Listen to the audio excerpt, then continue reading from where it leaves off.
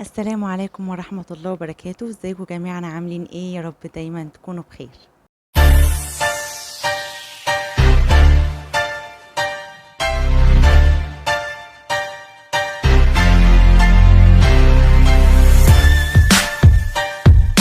قالوا زمان مش كل اللي تسمعه تصدقه، لازم تشوف بعينيك.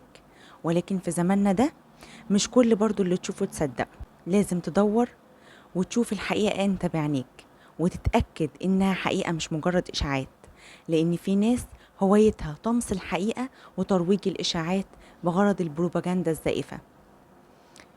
تعالوا نشوف مع بعض الفيديو ده ونرجع لبعض تاني. الحج ليه ما نعملش الحج بالميتافيرس؟ ليه ما نعملش الحج اونلاين؟ يعني نعمله بالزوم بقى كده، والحاجات دي الحاجات تطورت. ليه لازم نروح نلف حوالين الكعبة؟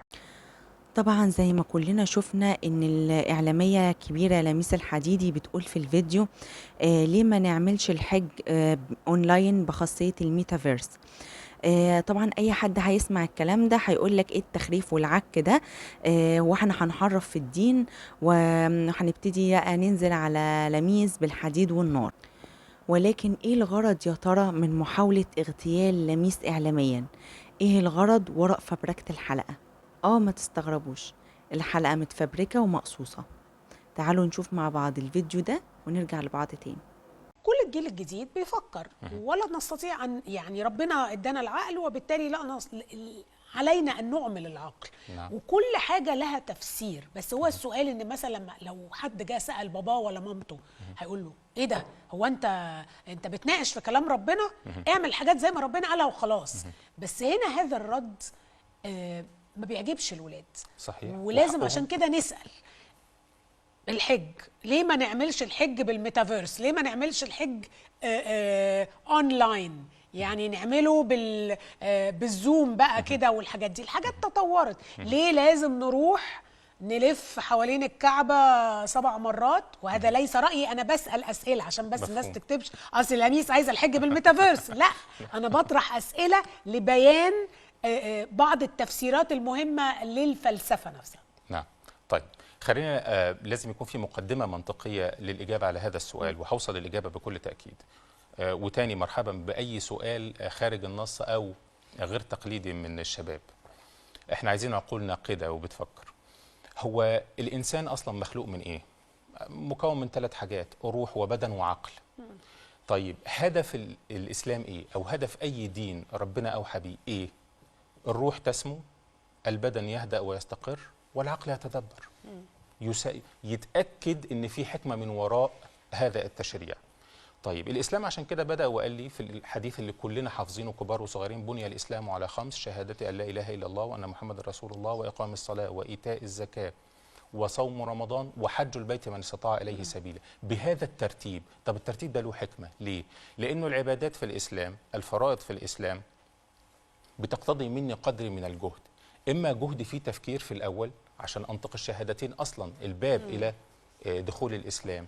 فأنا لازم أفكر الأول، وأنا هنطق بالشهادتين دول هسلم بيهم ليه؟ ليه اخترت الدين ده دون سواه؟ طب لما ده يحصل يبتدي يقول لي قد الصلاة، ودي فيها مجهود روحي ومجهود بدني في نفس الوقت. طيب وبعدها إيتاء الزكاة، كده دخلنا في المجهود المالي. بعدين صوم رمضان، رجعنا للمجهود البدني. طب والحج؟ يجمع كل أنواع هذه المجهودات. فهو خلاهولي في الآخر علشان لما أرقي نفسي واحدة واحدة والإيمان يعمر قلبي حقيقة، أقدر أوصل للحج اللي فيه لابد يكون فيه الاستطاعة البدنية والمالية زي ما قلنا، بالإضافة أن أنا مسلم بفرضية هذه الشعيرة فرايح أؤديه. دي نقطة. النقطة الثانية: النبي صلى الله عليه وسلم وهو بيحج سنة 9 للهجرة، الحجة الوحيدة في عمره صحيح. صلى الله عليه وسلم. وكان في حكمة إنها الوحيدة عشان يقول لهم ما تحجوش كتير، لكن برضو تسمعي. بالظبط.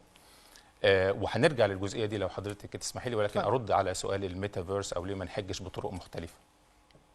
النبي صلى الله عليه وسلم قال لنا في الحديث الصحيح الصريح: خذوا عني مناسككم. فاحنا مأمورين ان احنا هنأدي الحج كما أخذنا عن النبي صلى الله عليه وسلم، كما أداه النبي صلى الله عليه وسلم. وربنا بيقول لنا الآيات في القرآن هو بيرتها: ثم أفيضوا من حيث أفاض الناس واستغفروا الله.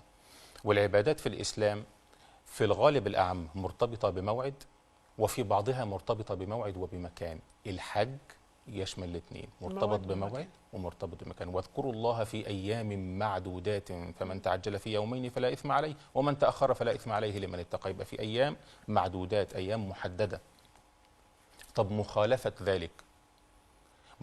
ذلك تحلنا إلى قضية اسمها قضية النسيء، والقرآن عدها من قبيل الكفر. إيه النسيء؟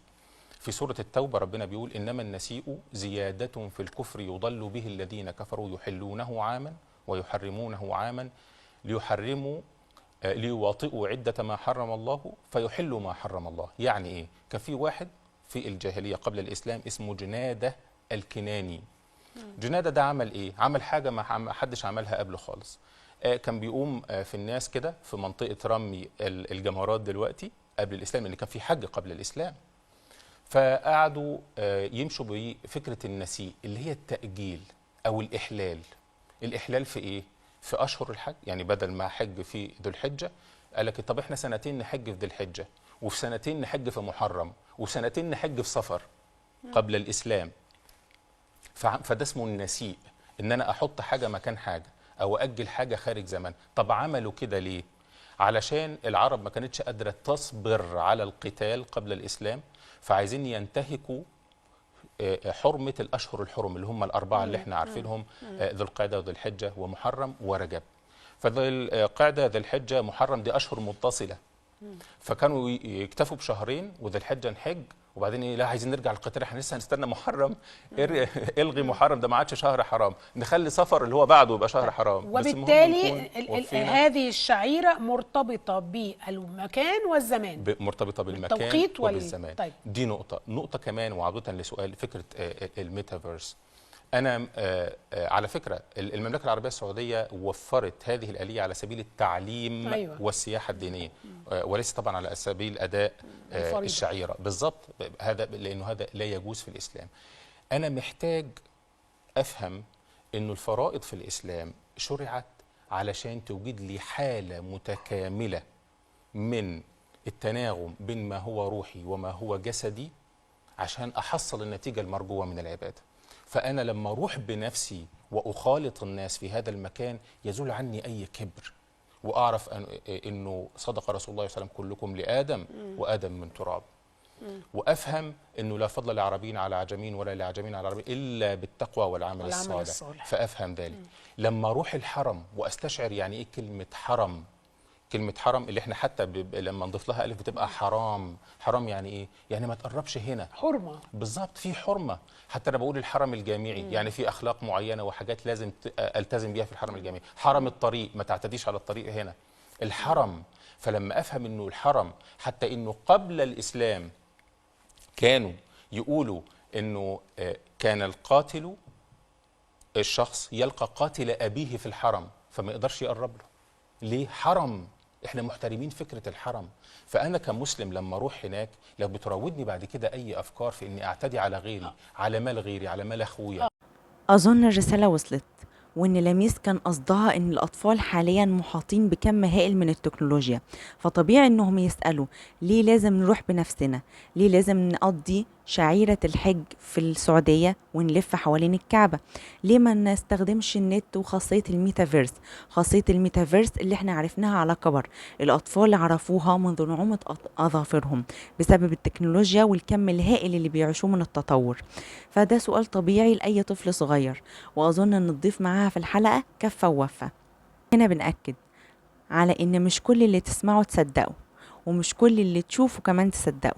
لازم تدور ورا الحقيقة وتعرف بنفسك إذا كانت دي الحقيقة كاملة ولا مقصوصة، علشان ما تبقاش انت نفسك أداة لاغتيال الآخرين. أتمنى الحلقة تكون خفيفة عليكم. ما تنسوش إن دعمكم دايما بيفرق، باللايك والشير والسبسكرايب وتفعيل الجرس. استنوني في حلقة تانية جاية. استودعكم الله الذي لا تضيع لديه الودائع. شكرا ومع ألف ألف سلامة.